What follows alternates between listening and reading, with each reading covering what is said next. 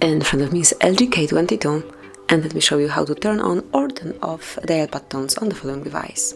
So at first, just open your phone dialer and let's check if it's working. So actually now it is muted, and if you would like to change it, you need to reach the settings, then find and select sound and go to advanced.